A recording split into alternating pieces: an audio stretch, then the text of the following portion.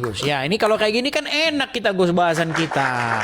Kan jadi bahasan kita ini bahasan betul-betul yang ahlinya. Jadi nggak dibahas oleh orang-orang yang bukan ahlinya. Nah, ini kita udah langsung nih.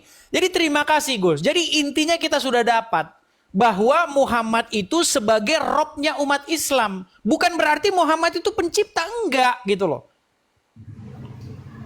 Jadi ketika dikatakan Allah itu Rabbul, ya, Hirabbil alamin, Rob semesta alam. Maksudnya dia itu pemilik semesta alam, itu maksudnya. Pemilik. Jadi ketika seseorang menjadikan ulama sebagai Robnya, itu di dalam Al-Quran At-Taubah 31, karena mereka telah menaklukkan dirinya itu kepada ulama-ulamanya itu. Ketika ulamanya bilang yang haram, tapi halal itu haram, diikuti. Padahal bertentangan dengan omongan Allah. Kan di situ menjadikan mereka sebagai Robnya. Nah, terima kasih atas pengakuan Gus Wafi bahwa Muhammad itu adalah Robnya umat Islam dalam pengertian pemilik, pengatur, pengendali. Saya punya gambar yang bagus, Gus. Ini gambar ini saya temukan ketika saya mandinya lama itu. Di bawah pancuran air itu saya mikir nih, apa ya yang bisa saya sadarkan orang Islam nih. Saya punya gambar bagus, Gus. Ini, Gus. Nih, ini nggak main-main ya gambar ini ya. Ini gambar yang sangat bagus nih. Nih. Ketika saya mandi waktu itu, lama saya. Hampir 30 menit saya mandi untuk menemukan gimana cara menyadarkan orang Islam ini bahwa Muhammad sesungguhnya adalah Rob kalian, Tuhan kalian yang mengatur hidup kalian. Nih, ini ada tulisan, ada gambar begini, ada tangan, kemudian ada tali-tali begini. Ini sebenarnya siapa yang mengendalikan orang Islam itu siapa? Siapakah yang mengendalikan seorang Muslim? Setelah saya pelajari Al-Quran, Gus, memang Muhammad yang mengendalikan kalian. Sampai masuk kamar mandi, kalian diatur oleh Muhammad. Kaki ini ya, keluar kaki ini. Terus jenggot kalian harus seberapa panjangnya, begini. Ternyata memang yang mengendalikan hidup seorang Muslim itu memang Muhammad, Gus. Walaupun di dalam pemahaman tadi Gus Wapi, itu berasal dari Allah kan gitu. Tidak pernah keluar dari koridornya Allah kan begitu. Tapi faktanya enggak.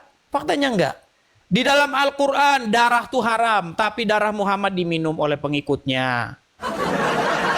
Di dalam Al-Quran, jangan kamu mengatakan perkataan yang dusta. Al-Azab 70. Katakanlah perkataan yang benar. Tapi Muhammad membolehkan kalian berdusta. Makanya hidup kalian dikendalikan oleh Muhammad. Nah sebenarnya Gus, kalau kita belajar agama, sebenarnya kita itu sedang belajar bagaimana kita itu menaklukkan diri terhadap sebuah otoritas. Sebenarnya inti dari agama itu ada dua otoritas di muka bumi ini. Otoritas yang dari sorga, otoritas ilahi, dan otoritas dari setan. Nah, siapa yang mau mengendalikan hidup seseorang ini? Iblis kah? Ataukah Tuhan? Atau Allah? Siapa yang mau mengendalikan? Nah, ketika kita belajar agama Kristen, bagaimana kita itu hidup di bawah kendali atau pemerintahan daripada sorga. Makanya Yesus berkata dalam doa Bapa kami itu, turun kerajaanmu itu jadi di bumi ini seperti di sorga. Artinya maksudnya Bapa itu memerintah menjadi raja atas hidup seseorang. Nah bagaimana dia menjadi raja memerintah atas hidup seseorang? Dengan perantaraan sang firman. Karena firmannya itu yang mengendalikan hidup seseorang. Jangan mencuri, jangan berzina, jangan bersaksi dusta, kasihilah sesamamu manusia. Itu firmannya itu yang mengontrol. Nih tangan nih yang mengendalikan supaya bagaimana seseorang itu hidup. Dengan perantaraan sang firman itu. Karena Bapa di surga itu sendiri digambarkan memang tidak terlampaui oleh akal dan pikiran manusia. Makanya yang nuzul menjadi manusia itu adalah firmannya. Logika, akal, kemauannya itu turun menjadi manusia namanya Yesus. Makanya Yesus itu gelarnya itu adalah sang firman. Makanya orang Kristen itu berbicara bagaimana Yesus mengendalikan hidupnya. Nah sementara kalian berbicara bagaimana Muhammad mengendalikan hidup kalian. Makanya saya tawarin Gus, berhenti menjadikan Muhammad sebagai pengendali hidupmu.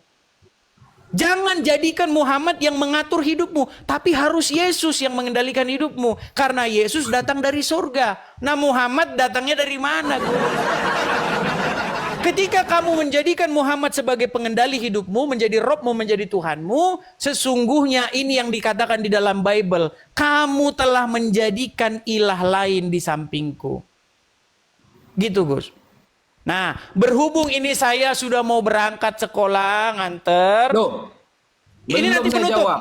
Penutup terakhir, baru nanti habis itu saya berangkat ya Gus ya. Mohon apa ya? Ini muka datangnya terakhir-terakhir jadi begini nih. Padahal ini lagi seru-serunya. Ini putaran terakhir Gus. Silakan Gus. Ya.